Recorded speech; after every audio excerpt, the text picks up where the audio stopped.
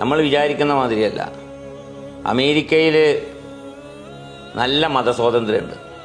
ചില ആളുകളൊക്കെ ഞാൻ പറയുന്നത് കേട്ടിട്ടുണ്ട്, അവിടെ പള്ളിയില്ല, പള്ളിക്ക് മിനാരുണ്ടാക്കാൻ പറ്റൂല. ഇതെല്ലാം വെറുതെ പറയുന്നതാ. പള്ളി ഉണ്ടാക്കുക, ചെറിയ പള്ളിയൊന്നും പറ്റൂല. ഒരു പള്ളി എന്ന് പറഞ്ഞാൽ 5 ഏക്കർ സ്ഥലം വേണം, എന്നെങ്കിലേ പള്ളി കിട്ടുള്ളൂ, അംഗീകാരം കിട്ടുള്ളൂ. അല്ലെങ്കിൽ പിന്നെ ചെറിയ പ്രയറാളായിട്ട് അവിടെ ഇവിടെയൊക്കെ വല്ല ഉണ്ടാക്കാന്നല്ലാതെ പള്ളിയാണോ പെർമിഷൻ കിട്ടണം 5 ഏക്കർ വേണം. അത് ക്രിസ്ത്യൻ ചർച്ചിന് അത് ബാധക. അപ്പോൾ ഓരോ ടൗണിലും ഇന്ന് ധാരാളം, ഒന്നല്ല ഒരുപാട്. ഇപ്പം ന്യൂയോർക്കിൽ 274 പള്ളികളുണ്ട് എന്ന് പറഞ്ഞാൽ ആരും വിശ്വസിക്കൂല. ന്യൂയോർക്കിൽ മാത്രം 274 പള്ളികളുണ്ട്. അതുപോലെ പള്ളികൾ ഉണ്ട് എന്നല്ല, അവരൊക്കെ വളരെ ഉഷാറുമാണ്. എന്നോടൊരു സഹോദരൻ, തിക്കോടിക്കാരനായ സഹോദരനോട് പറഞ്ഞു, ഈ കൊറോണ കാലത്ത് എനിക്കൊരു ജുമ നഷ്ടപ്പെട്ടു, വേറൊന്നും നഷ്ടപ്പെട്ടില്ല. അപ്പം എങ്ങനെ നിങ്ങൾ കൊറോണ കാലത്ത് എങ്ങനെ നിസ്കരിച്ചത്? പള്ളി പൂട്ടാനും ചർച്ച് പൂട്ടാനും ഓർഡർ ഇട്ടു. ഞങ്ങളതിൻ്റെ തൊട്ടടുത്ത് തന്നെ ഒരു ഷെഡ് ഉണ്ടാക്കി.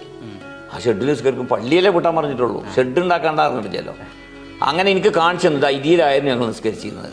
വാഷിങ്ടണിൽ അതിൻ്റെ ഹൃദയത്തിൽ തന്നെ ക്യാപിറ്റോൾ എന്ന് പറഞ്ഞതാണ് നമ്മുടെ ഇന്ത്യൻ പാർലമെൻറ്റ് എന്ന് പറയുന്നത് പോലെയുള്ളത് അവിടുത്തെ ക്യാപിറ്റോളാണ്.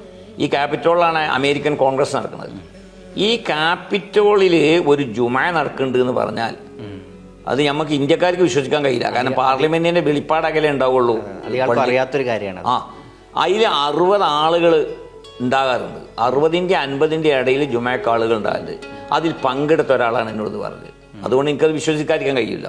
അതിന്റെ കാരണം എന്താന്ന് പറഞ്ഞാൽ, പഞ്ച് ചെയ്തിട്ടാണല്ലോ നമ്മൾ ഡ്യൂട്ടിക്ക് കിടക്കുക.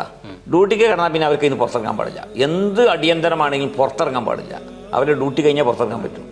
അപ്പോൾ പിന്നെ അവർക്ക് ജുമയാണല്ലോ. അപ്പോൾ ജുമ ക്യാപിറ്റൽ, അതിൻ്റെ ഉള്ളിൽ തന്നെ ജുമ. അപ്പോൾ നമ്മൾക്കത് കാണാൻ കഴിയില്ല. കാരണം എന്താ പറയുക, നമുക്ക് പുറത്തുനിന്ന് കാണാനല്ലാതെ അതിൻ്റെ ഉള്ളിലേക്ക് കാണാൻ കഴിയില്ല. അതാണ് അവിടുത്തെ അമേരിക്കയിലെ ഏറ്റവും ഒരു ഹാർട്ട് ഓഫ് സിറ്റി തന്നെ പറയണം, ഏറ്റവും ഹിസ്റ്റോറിക്കൽ പ്ലേസാണ്. ഒരു പള്ളിയിൽ ചെന്നപ്പോൾ എനിക്ക് വളരെ സന്തോഷം തോന്നി. അവിടെ ഒരു വളരെ വെളുത്ത് മെലിഞ്ഞ് നീണ്ട ഒരാൾ താടിയൊക്കെ വെച്ചിട്ട് അദ്ദേഹവുമായി സംസാരിച്ചു. അപ്പോൾ അദ്ദേഹം എന്നോട് പറഞ്ഞു, ഇത് കാലിഫോർണിയ ഭാഗത്താണ്. ന്യൂയോർക്കിൽ പോകുമ്പോൾ എൻ്റെ മക്കളുണ്ട്, എൻ്റെ 3 മക്കളും ഹാഫിലിങ്ങളാണ്. അവരവിടെ പള്ളിയിൽ ജോലി ചെയ്യുകയാണ്. അപ്പോൾ എനിക്കിപ്പോൾ അതങ്ങനെ സാധിക്കൊന്നുമില്ല. എന്നാലും ഞാൻ ആന്ന് പറഞ്ഞ്, ഇയാളെപ്പറ്റി പിന്നീട് കേട്ടത് ഇദ്ദേഹം ഒരു യഹൂദിയായിരുന്നു, ഇസ്ലാമിലേക്ക് കടന്നു വന്ന ആളാണ്. അപ്പോൾ അതുകൊണ്ട് അയാളിപ്പോൾ എന്താ ചെയ്യണതെന്ന് പറഞ്ഞാൽ നല്ലൊരു പണിയാണ് ചെയ്യണത്. മൂപ്പർക്ക് നല്ല സർഫിങ് അറിയാം, കടലിയാനറിയാം.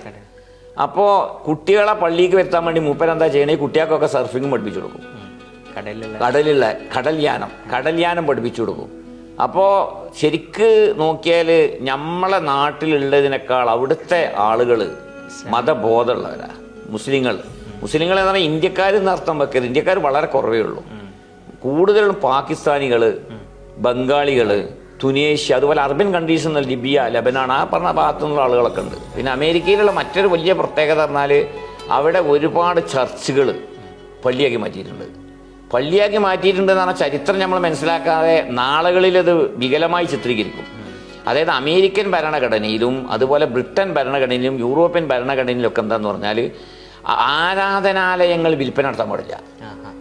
ആരാധനാലയങ്ങൾ മറ്റൊരു വിഭാഗം ആളുകളുടെ ആരാധനാലയമായി കൺവെർട്ട് ചെയ്യുന്നതിന് വിരോധമല്ല. ആ ആനുകൂല്യം ഉപയോഗപ്പെടുത്തിക്കൊണ്ടാണെന്ന് UK കഴിഞ്ഞ 5 വർഷത്തിനിടയിൽ 650 ചർച്ചുകൾ ഇന്ന് പള്ളിയാക്കി മാറ്റിയിട്ടുണ്ട്. നടന്നതാണ്. പൈസ കൊടുത്തിട്ടാണ് വാങ്ങുന്നത്. ആ പൈസ കൊടുത്തല്ല, വെറുതെ കൊടുക്കുന്നതല്ല. പിന്നെ അവിടെ എന്ന് പറഞ്ഞാൽ നമ്മൾ വിചാരിച്ച മാതിരിയല്ല. ചില ചർച്ചുകളിൽ ജുമ നടക്കുന്നുണ്ട്.